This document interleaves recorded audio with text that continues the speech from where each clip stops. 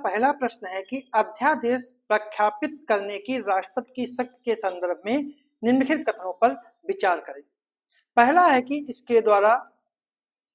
इसके द्वारा संसद के किसी भी अधिनियम को निरसित या संशोधित किया जा सकता है।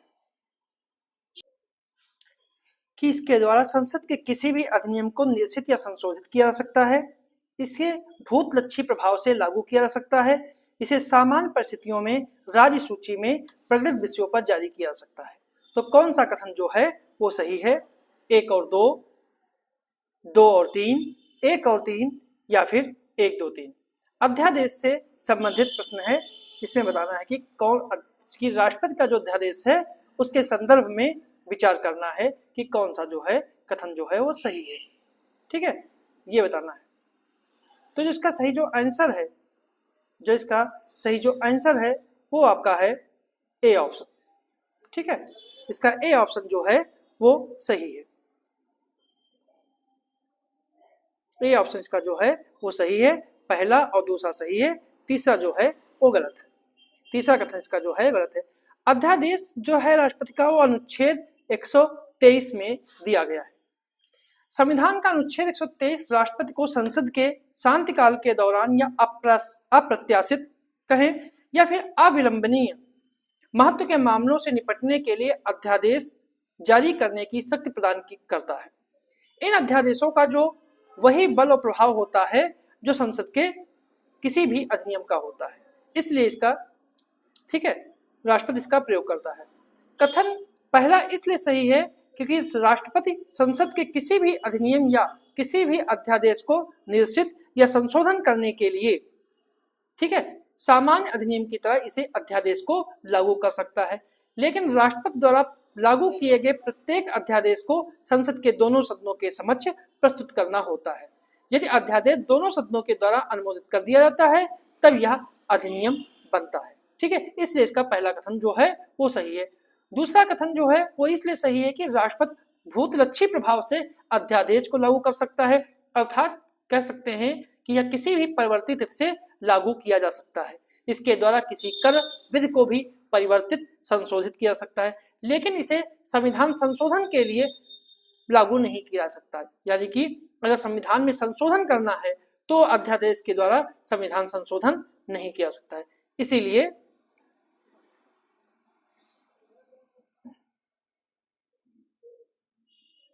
संशोधन के द्वारा नहीं किया जा सकता है। इसलिए इसका दूसरा कथन जो है वो सही है। तीसरा जो है कि इसे सामान्य परिस्थितियों में राज्य सूची में प्रकटित विषयों पर जारी किया जा सकता है। ऐसा नहीं है कि राष्ट्रीय आपातकाल के दौरान संसद को राज्य सूची में प्रकटित किसी भी विषय पर विधि बनाने की शक्ति प्राप्त हो जाती है। लेकिन अगर राष्ट्रीय आपातकाल की उद्घोषणा के प्रवर्तन के दौरान यदि संसद सत्र में नहीं है तो राष्ट्रपति राज्य सूची के विषयों पर अध्यादेश जारी कर सकता है। ठीक है, इसलिए इसका तीसरा कथन जो है वो सही नहीं है, केवल ए ऑप्शन जो है वो सही है। अगला प्रश्न है कि लोक लेखा समिति के संदर्भ में निम्नलिखित कथनों में कौन सा सही है? पहला है कि इसका गठन सबसे पहले भारत सरकार अधिनियम 1935 के प्रावधानों के तहत किया गया था। किसी मंत्री को इसके सदस्य के रूप में निर्वाचित नहीं किया जा सकता है। तीसरा है इस समिति में राज्यसभा का कोई प्रतिनिधित्व नहीं होता है। और डी ऑप्शन है कि यह संसद की सबसे बड़ी समिति है। तो इसका कौन सा कथन जो है ठीक है सही है? तो इसका सही जो आंसर है वो आपका है बी ऑप्शन। ठीक है, इसका सही आंसर जो है वो बी ऑप्शन कि किसी मंत्री को इसके सदस्य के रूप में निर्वाचित नहीं किया जा सकता है।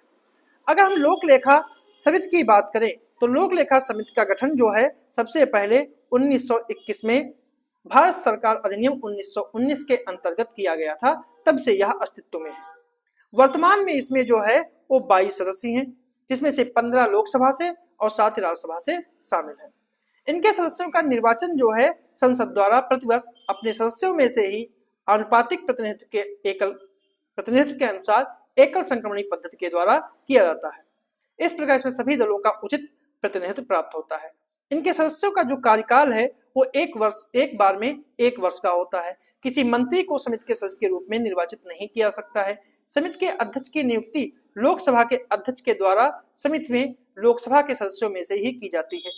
और लोक लेखा समिति का जो कार्य है वो है भारत के नियंत्रक महालेखा परीक्षक यानी सीएजी के वार्षिक लेखा परीक्षक के प्रतिवेदनों की जांच करना है, जिन्हें राष्ट्रपति जो है संसद के समक्ष रखवाता है।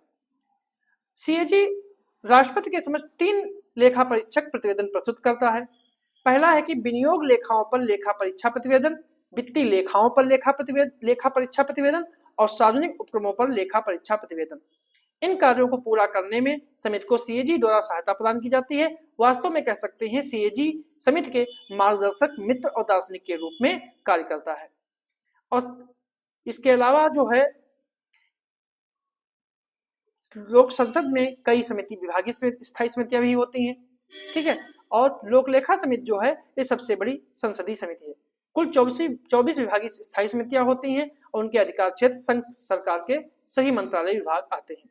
और प्रत्येक स्थायी समिति में 31 सदस्य होते हैं, जिसमें 21 लोकसभा से और 10 राज्यसभा से होते हैं। इसलिए सही आंसर जो है वो बी ऑप्शन है। अगला प्रश्न है, निम्नलिखित परिच्छेद पर विचार कीजिए कि यह अभ्यारण्य पूर्वी हिमालय वैश्विक जैव विविधता हॉटस्पॉट के अंतर्गत है। उम्मत्रेव नदी जो इस आरक्षित वन और अभ्यारण्य की पश्चिमी सीमा निर्मित करती है, इस क्षेत्र की मुख्य नदी है। हाल ही में इस अभ्यारण्य के समीप भारत का पहला बांस पर निवास करने वाला चिपचिपे चकत्ती नुमा पैरों वाला चमगादड़ पाया गया है। तो निम्नलिखित में से किस वन्यजीव अभ्यारण्य की यहाँ पर बात की जा रही है, संदर्भित किया गया है। पहला है नौरादेही वन्यजीव अभ्यारण्य, ताल छापर वन्यजीव अभ्यारण्य, नोखंगलाइम वन्यजीव अभ्यारण्य और मुदुमलाई वन्यजीव अभ्यारण्य। तो इसका जो सही जो आंसर है वो आपका है सी ऑप्शन, नोगखाइलेम वन्यजीव अभ्यारण्य की यहाँ पर बात की जा रही है। भारत का पहला बांस पर निवास करने वाला चिचुपे चकत्ती नुमा पैरों वाला चमगादड़ हाल ही में नोगखाइलेम वन्यजीव अभ्यारण्य के पास पाया गया है। इसका वैज्ञानिक नाम जो है वो नाम है यूडीस्कोपस डेंटिकुलस। यह अभ्यारण्य पूर्वी हिमालय जैव विविधता हॉटस्पॉट के अंतर्गत शामिल है। यह वन्यजीव अभ्यारण्य जो है 1909 और 1939 के दौरान ब्रिटिश सरकार के समय कई चरणों में इसका विस्तार किया गया था। यहाँ पर उष्णकटिबंधीय मिश्रित सदाबहार वन विस्तारित है और इसके उत्तरी भाग में आर्द्र पर्णपाती वन पाए जाते हैं, ठीक है। और यह अभ्यारण्य जो है वो मेघालय में स्थित है, ठीक है। तो इसका सही जो आंसर है वो सी ऑप्शन है। अगला प्रश्न है, निर्गत मत सर्वेक्षण के संदर्भ में निम्नलिखित कथनों पर विचार करें। पहला है कि निर्गत मत सर्वेक्षण इस संदर्भ में एक जनमत सर्वेक्षण है कि किसी निर्वाचन में एक राजनीतिक दल या उम्मीदवार की पहचान के संबंध में मतदाताओं ने कैसा व्यवहार प्रदर्शित किया है। दूसरा है, कोई भी व्यक्ति यदि निर्गत मत सर्वेक्षण नहीं करेगा और उसके परिणाम का निर्वाचन आयोग द्वारा अधिसूचित निर्वाचन अवधि के दौरान प्रकाशन नहीं करेगा।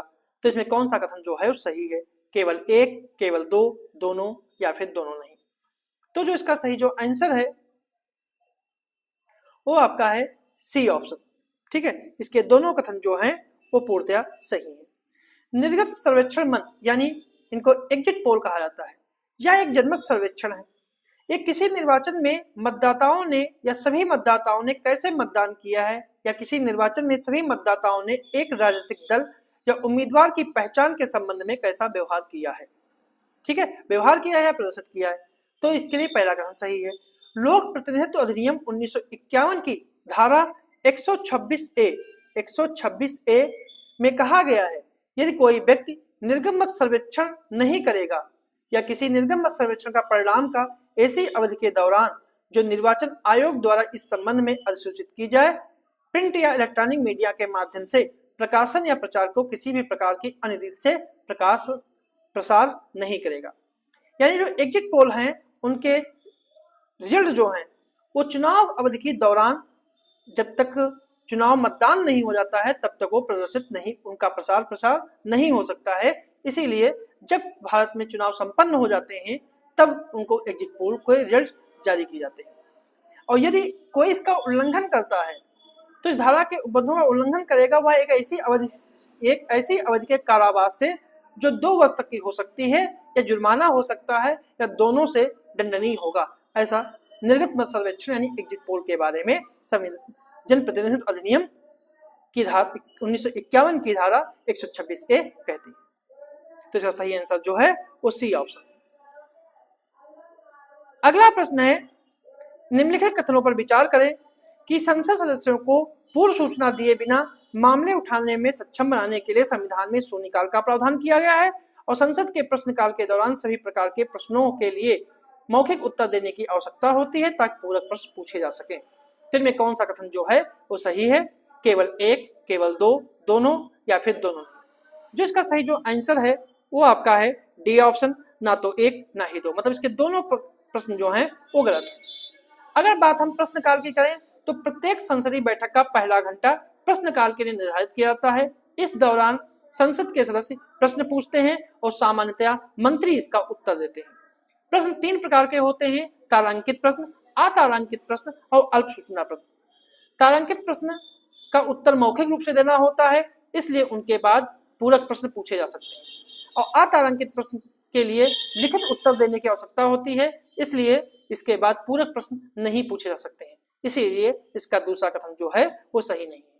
और अल्प सूचना प्रश्न ऐसा प्रश्न होता है जिसे 10 दिनों से कम सूचना के पूर्व सूचना देकर पूछा जाता है। इसका उत्तर मौखिक रूप से दिया जाता है। मंत्रियों के अलावा निजी सदस्यों से भी प्रश्न पूछे जा सकते हैं। इस प्रकार एक प्रश्न किसी निजी सदस्य को संबोधित हो सकता है यदि प्रश्न की विषय वस्तु किसी एक ऐसे विधेयक, संकल्प या सदन की कार्यवाही से संबंधित है या फिर अन्य मामले से संबंधित जिसके लिए वह सदस्य उत्तरदायी है। ऐसे प्रश्नों से संबंधित प्रक्रिया वैसी ही होती है जैसे किसी मंत्री से प्रश्न पूछने के लिए होती है। तारांकित, अतारांकित और अल्प सूचना प्रश्न और निजी सदस्यों के लिए प्रश्नों की सूची उन्हें एक दूसरे से अलग करने के लिए हरे, सफेद, हल्के गुलाबी और पीले रंग में मुद्रित होती है। यानी तारांकित रंग हरे रंग से छपाई होती है, अतारांकित प्रश्न सफेद रंग से, अल्प सूचना प्रश्न हल्के गुलाबी और निजी सदस्यों के प्रश्न जो हैं वो पीले रंग से होती है।